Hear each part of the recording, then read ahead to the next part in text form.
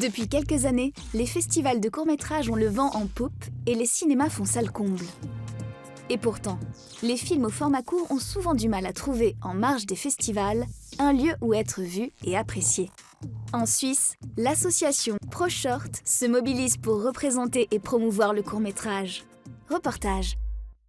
En 2017, des cinéastes, producteurs et réalisateurs suisses se sont réunis pour fonder une association dans un but officiellement déclaré, la défense des intérêts du court-métrage. Son nom, ProShort. Des acteurs de terrain et professionnels du secteur nous éclairent sur les orientations politiques nécessaires pour créer des conditions idéales de production et d'exploitation. Le court-métrage est une composante essentielle de la création culturelle en Suisse. ProShort est le lobby suisse du court-métrage, ou l'association de défense des intérêts de la filière court-métrage. Nous sommes en fait le porte-parole du court-métrage en Suisse.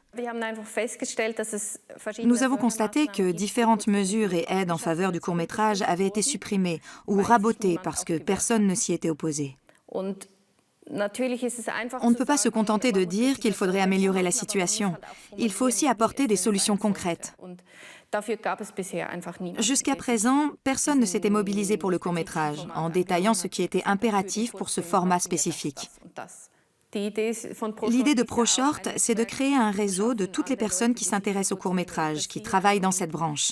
Et ce ne sont pas seulement ceux qui créent des courts-métrages, mais aussi ceux qui les montrent. Montrer des films, c'est justement la spécialité de Reto Bühler. Directeur artistique du Festival international de Winterthur pendant 7 ans, il est aujourd'hui responsable de la programmation de 3 cinémas, soit 13 salles obscures à Zurich et Lucerne. Bien sûr que j'ai entendu parler de ProShort. C'est une initiative géniale. J'ai moi-même une expérience dans le milieu du court-métrage et je m'intéresse à la promotion de ce format. Créer un collectif, c'est une très bonne idée. Concrètement, dans la réalité, il existe en gros 2 possibilités pour montrer des courts-métrages. Soit on fait une sorte de compilation de courts-métrages, c'est-à-dire qu'on passe à la suite 5, 6 ou 7 courts-métrages pour atteindre une durée équivalente à celle d'un long-métrage.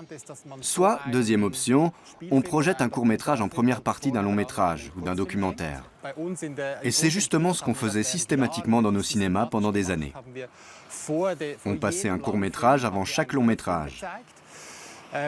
Certains de ces courts-métrages, on les achetait, si bien qu'on pouvait les montrer aussi souvent qu'on voulait sur une durée déterminée. On travaillait aussi avec des institutions, notamment avec l'agence du court-métrage de Hambourg. Mais au fil du temps, ça s'est arrêté, tout simplement faute de courts-métrages disponibles. Dans la mesure où on programme 100 à 200 longs-métrages par an, il faut un stock considérable de courts-métrages si on veut éviter de passer sans arrêt les mêmes. Et ces courts-métrages doivent évidemment répondre à certains critères. Ils ne doivent être ni trop longs ni trop déjantés. Sinon, ils risquent de heurter les 3/4 des spectateurs venus voir le long-métrage. Ça veut dire que beaucoup de films que je considérais personnellement comme très intéressants seraient d'emblée écartés.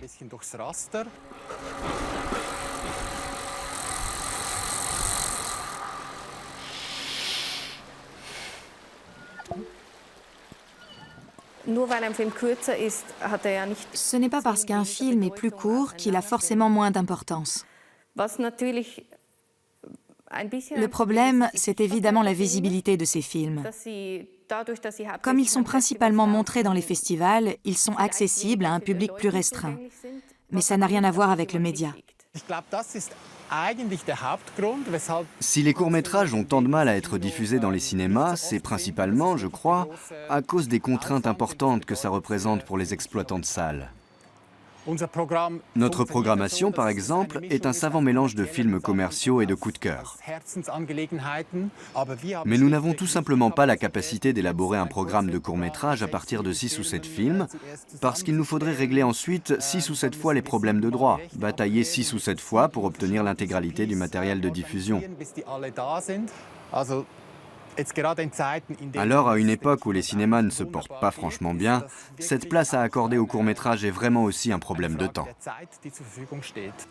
Marcel Derek Ramsey produit des courts-métrages depuis plus de 25 ans, avec succès.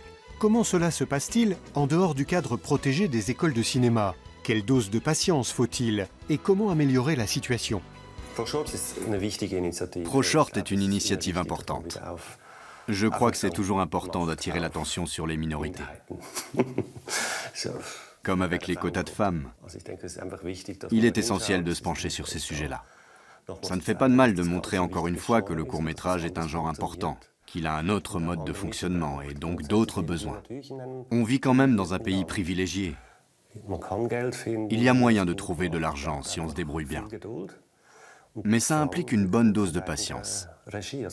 C'est surtout les auteurs, les réalisateurs qui doivent être patients, parce qu'il faut parfois 1 ou 2 ans pour trouver le financement nécessaire. Si bien que l'énergie, la fougue du début, est peut-être un peu émoussée au bout de tout ce processus. Après, on ressent comme l'obligation de boucler le projet. Mais l'idée de départ, l'énergie s'estompe un peu. Je crois que c'est un des inconvénients quand on veut faire des films subventionnés.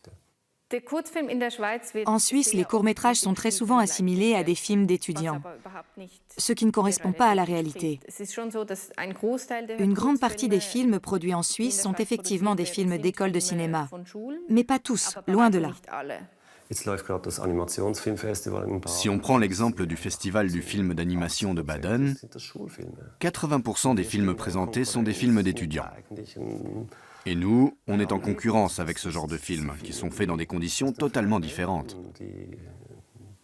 Dans les écoles de cinéma, au bout d'un semestre, tu boucles ton film. Dans la vraie vie, c'est différent. Il faut parfois 3 ou 4 ans.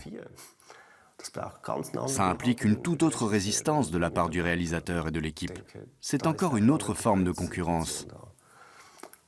ProShort se bat pour qu'on ait plus de force pour produire nos courts-métrages dans de bonnes conditions.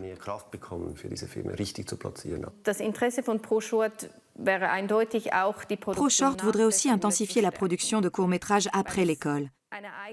Parce que le court-métrage est une forme à part entière et pas seulement un format de débutant. C'est un genre qui offre des possibilités artistiques que l'on ne retrouve pas avec les longs métrages.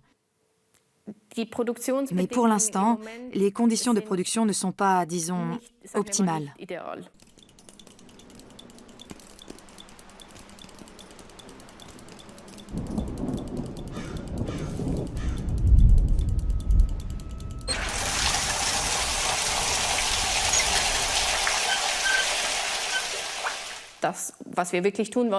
Notre but premier, c'est de faire des films ou d'organiser des festivals.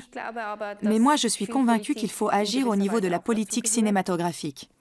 Je pense qu'il est de mon devoir de m'occuper de ce qui se passe, ou de ce qui ne se fait pas, d'essayer d'améliorer la situation. Parce qu'on peut faire bouger les choses, on le sait.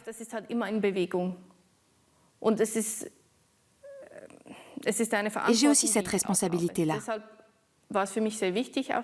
C'est pour ça qu'il était très important pour moi de m'engager au sein de ProShort. Beaucoup de gens sentent que les choses bougent et ça leur donne l'idée de se mobiliser aussi. Tout le monde n'a pas besoin d'être membre du comité directeur. Mais rien que le fait de savoir que notre association existe, ça pousse pas mal de gens à soutenir notre démarche.